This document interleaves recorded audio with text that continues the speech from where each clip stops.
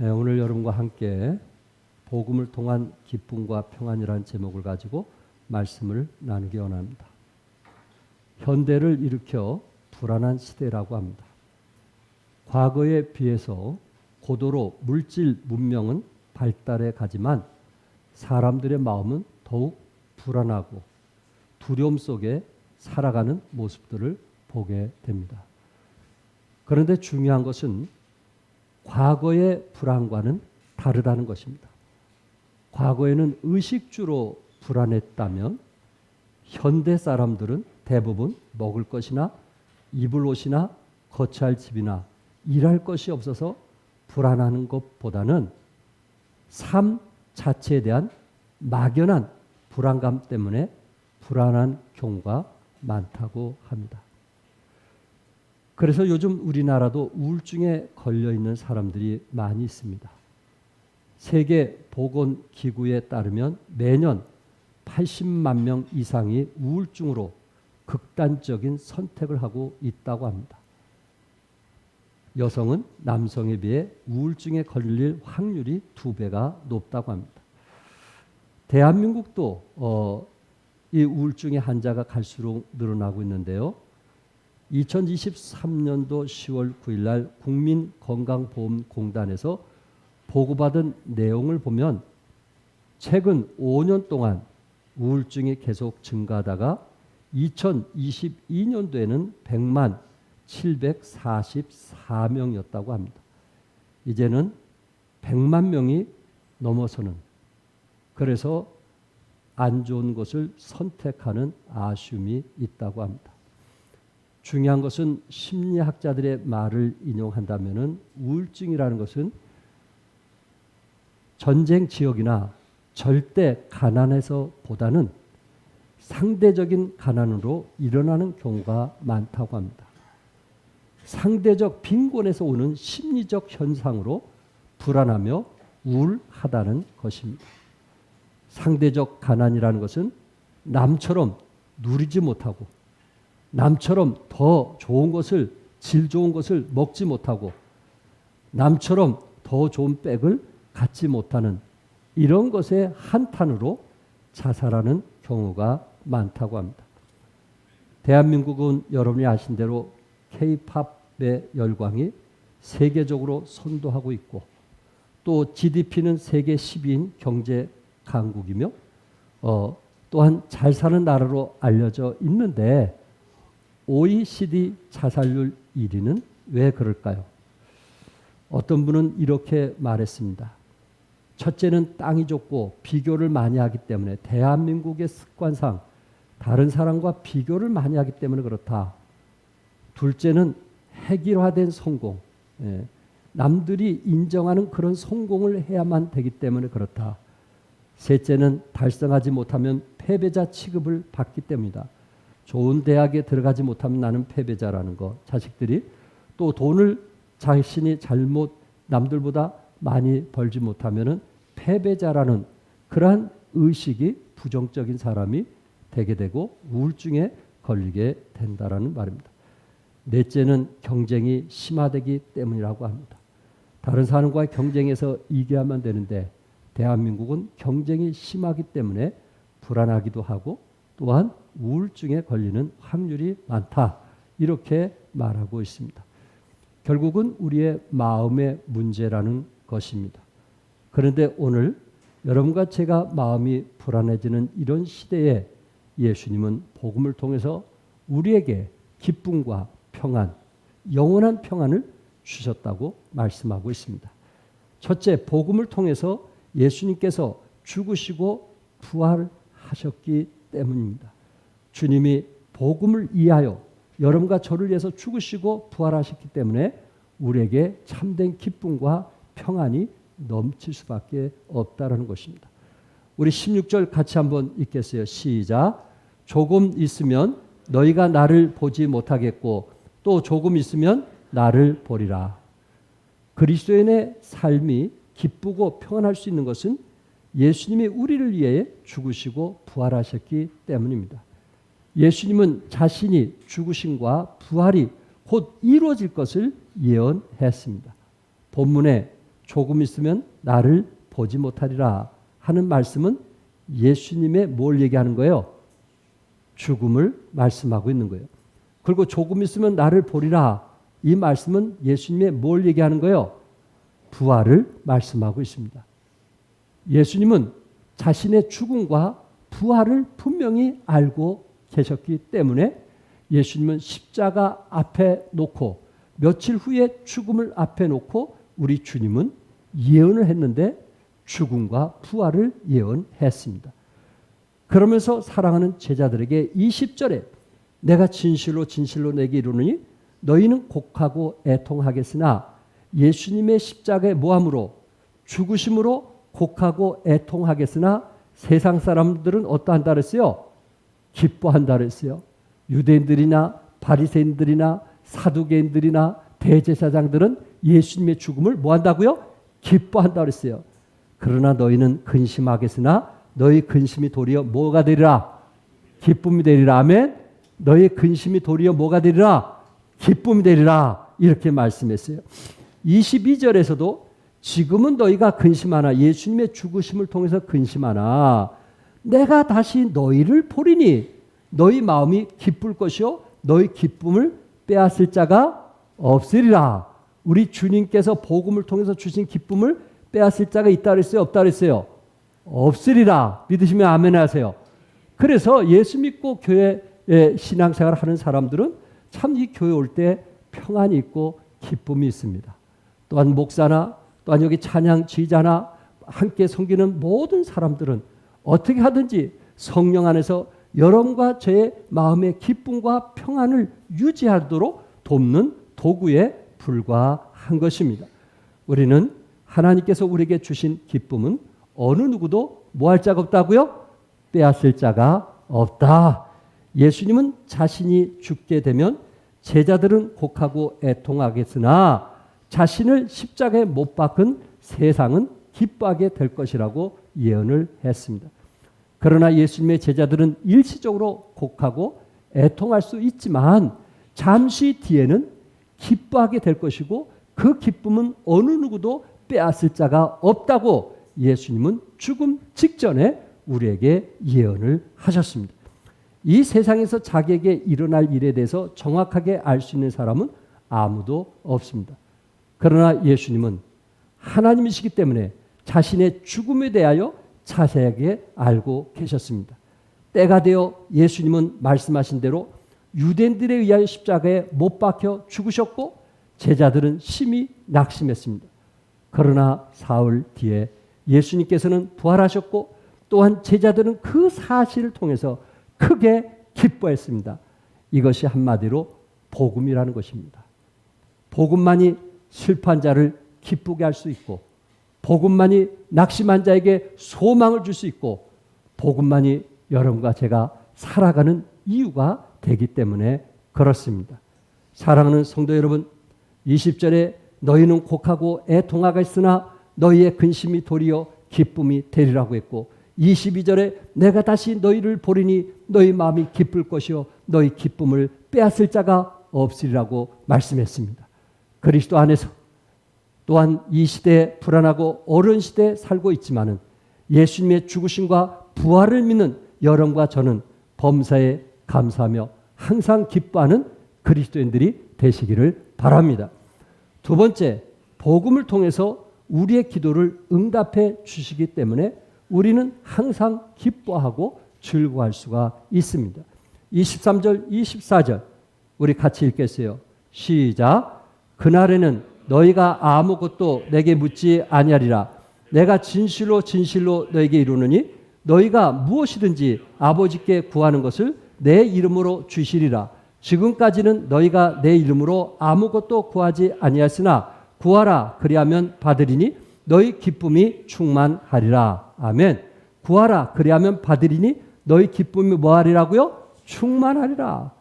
여러분과 제 마음속에 왜 교회 올 때에 기쁨이 되고 즐거움이 되느냐? 그것은 예수님의 죽으심과 부활을 믿는 신앙이기 때문에 그렇고 또 이 자리가 우리 마음의 기쁨과 즐거움이 되는 이유는 지금까지 너희가 내 이름으로 구하지 아니했으나 구하라 그리하면 받는 그런 축복이 있기 때문에 우리는 이 자리가 기쁨이 충만하리라고 믿습니다. 복음을 통해서 구원받은 하나님의 자녀들에게 기쁨과 평안을 주는 것은 기도할 수 있는 특권을 갖게 되었고, 또한 하나님께 나아가면 하나님께서 응답해 주시겠다는 약속 때문에 그렇습니다. 따라서 해볼까요? 구하라 그리하면 받으리니 너희 기쁨이 충만하리라. 믿으시면 아멘 하세요. 구하는 자에게는 기쁨이 있고 구하지 않는 자에게는 뭐가 없다는 거예요? 기쁨이 없다는 거예요. 어떤 사람이 기쁨이 있어요? 구하는 자가 기쁨이 있어요. 기도해서 응답받은 사람이 기쁨이 있다는 거예요. 예수님께서는 제자들과 3년 반 동안 동행하면서 그 당시 제자들의 필요한 것을 예수님께서는 해결해 주었습니다.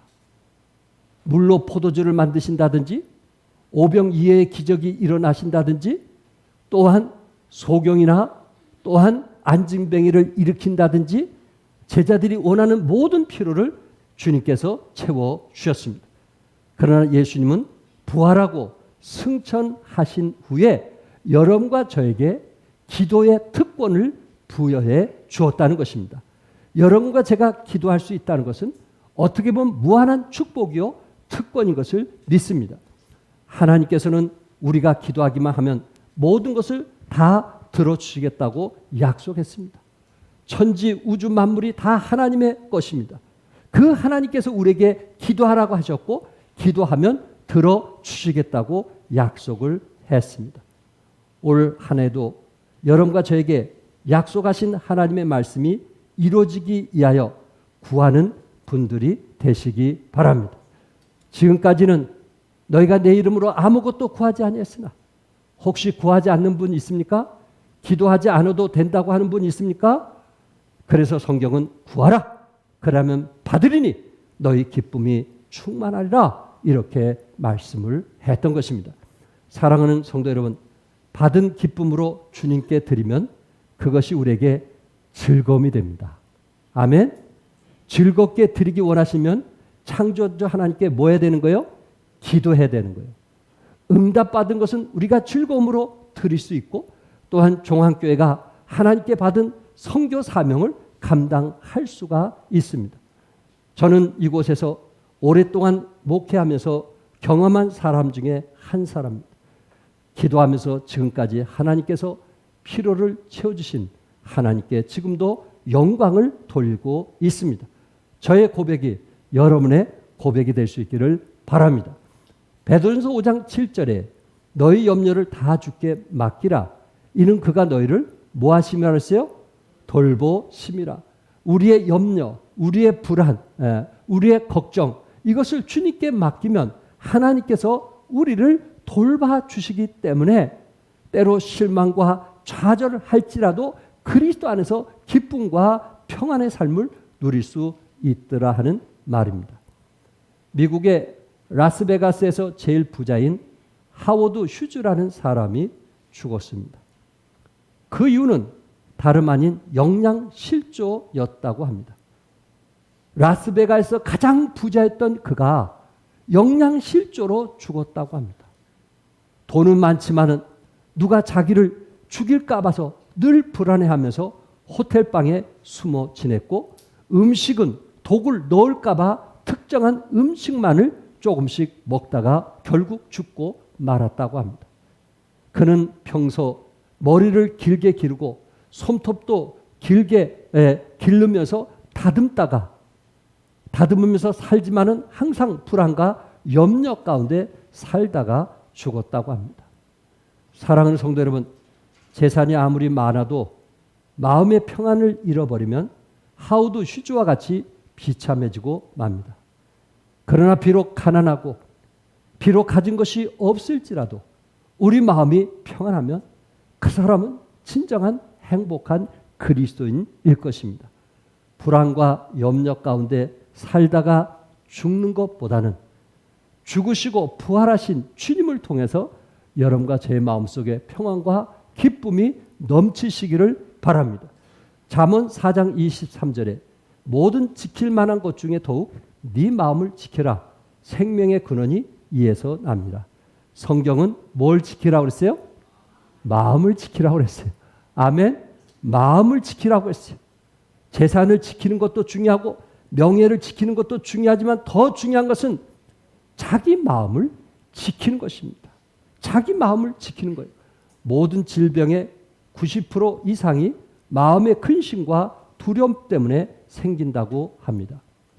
어떤 사람이 교회 종소리만 들으면 기침이 심하고 천식병이 도지는 것입니다. 갑자기 교회 종소리만 들리면 그러는 거예요. 그래서 상담학자가 그 사람과 상담을 해보니까 그 이유가 뭐냐면은 이 서구 쪽에는 결혼식 할 때 항상 교회에서 하는 경우가 많고 또 서구에서는 결혼식 할 때 반드시 종소리가 울리는 것이 하나의 문화였거든요. 그런데 종소리가 울리는 속에서 결혼한 그 여인이 배반했다는 그 생각을 갖게 되었을 때 종소리만 들어도 갑자기 기침이 나고 천식병이 도지는 것입니다.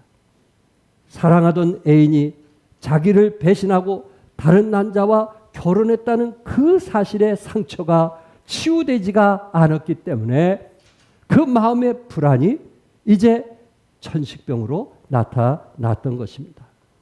성경은 두려워 말라, 근심하지 말라, 염려하지 말라는 말씀을 365번이나 기록하고 있습니다.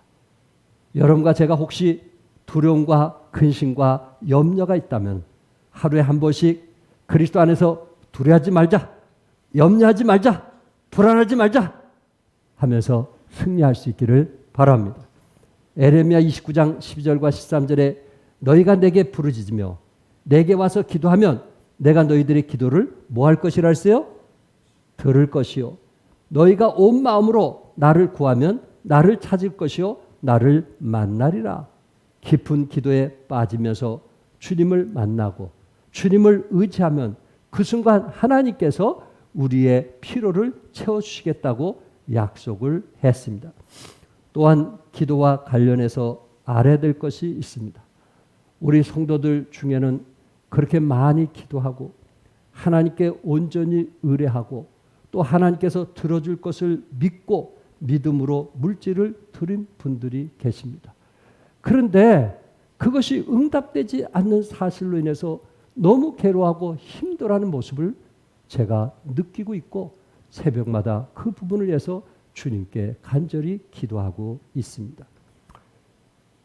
그것은 기도한다고 해서 모든 기도가 다 응답을 받는 것은 아니라는 사실입니다. 어떤 분들이 오랫동안 간절히 기도함에도 불구하고 응답받지 못할 수도 있더란 것입니다.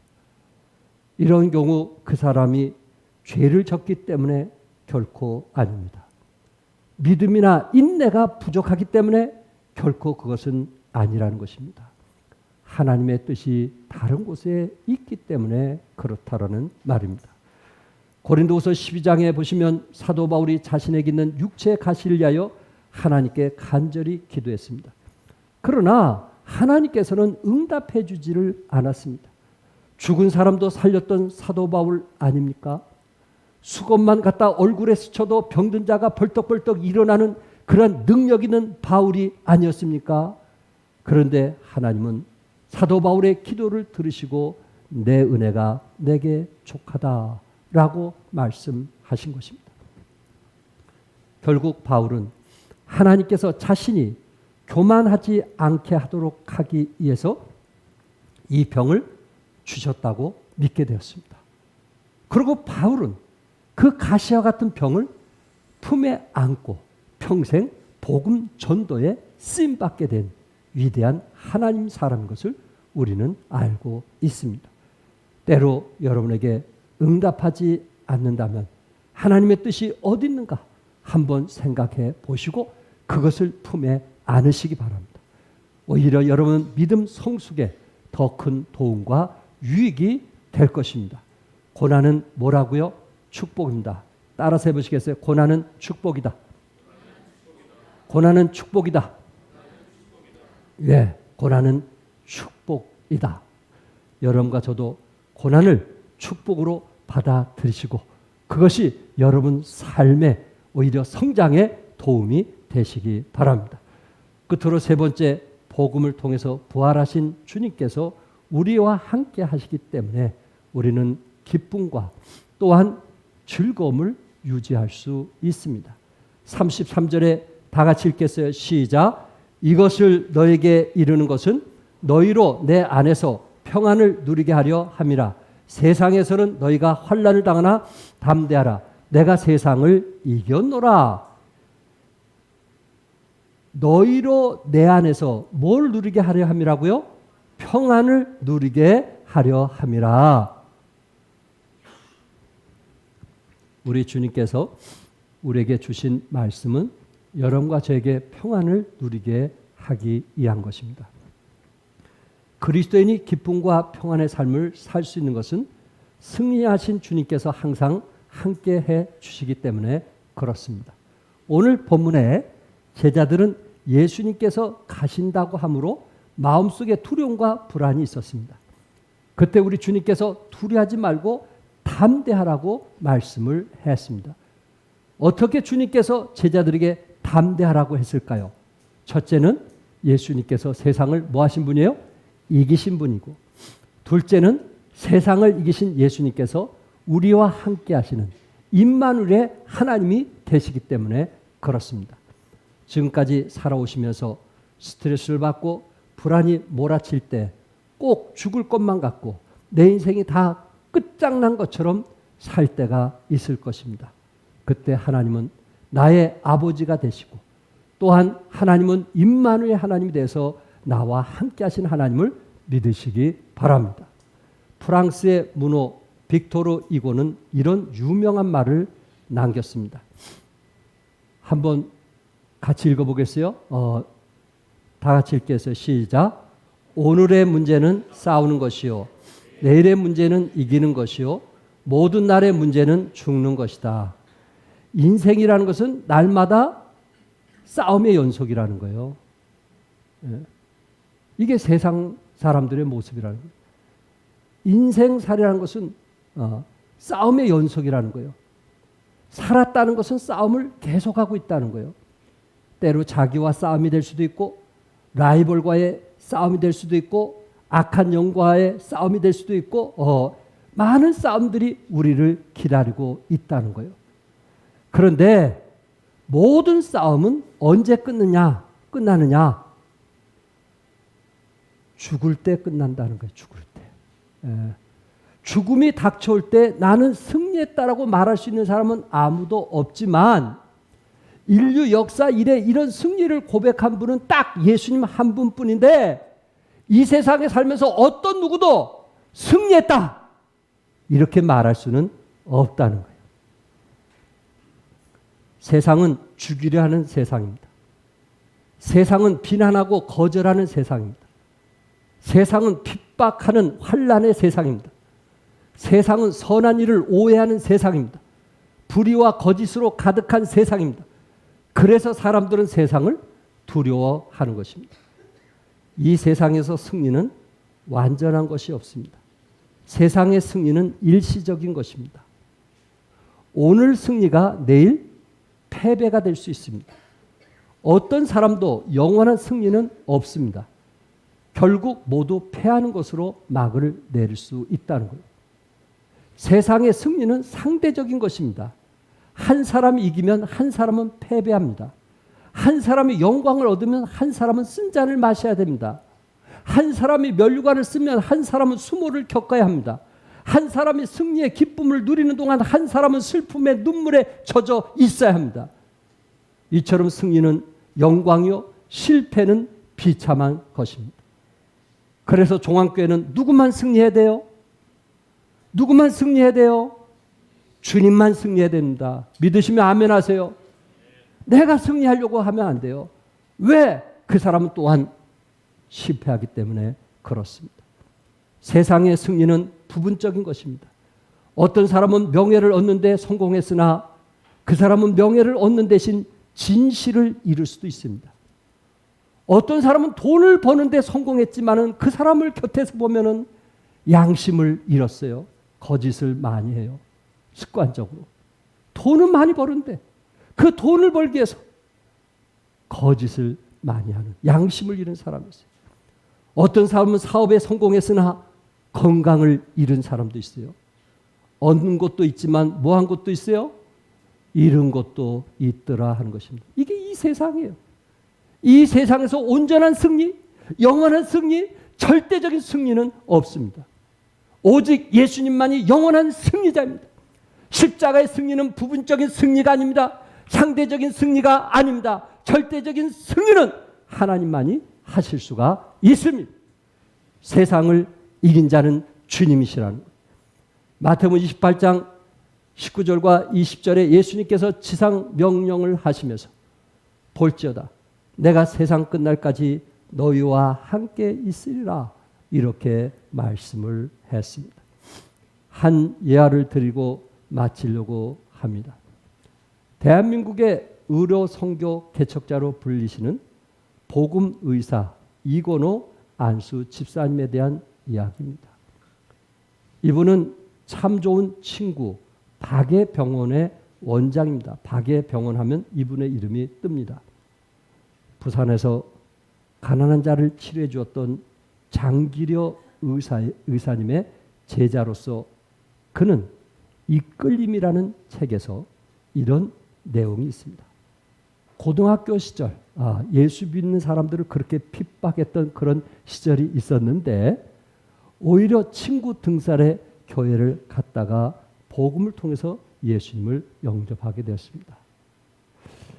그런데 고등학교 시절에 교회에서 하나님 말씀을 듣는데 이 세상에는 부와 명예를 쫓는 사람도 많지만 정말 시골에서 가난한 자들을 위해서 의사로서 복음을 전하면서 평생 사는 이야기를 들으면서 감동이 되었던 거예요. 그러면서 자기 마음속에 울림이 있었는데 누가 이와 같은 의사의 삶을 살 것인가 라는 울림이 오더라는 거예요. 그 순간 이 고등학생인 이 사람은 제가 그와 같이 삶을 살겠습니다 하고 하나님께 헌신을 했다고 합니다. 여러분, 시골 소년에게 꿈도 꿔보지 않았던 의대를 꿈꾼다는 것은 결코 쉬운 일이 아니었을 것입니다. 그런데 그는 한 분의 예를 들어서 나도 그렇게 살겠다고 꿈을 갖게 되었고 결국 그는 의대를 들어가게 되었고 대학에서 의대생들과 함께 시작한 기도와 말씀 공부로 현재 1,500명이 모이는 아가페 의료 봉사단을 만들었다고 그래요.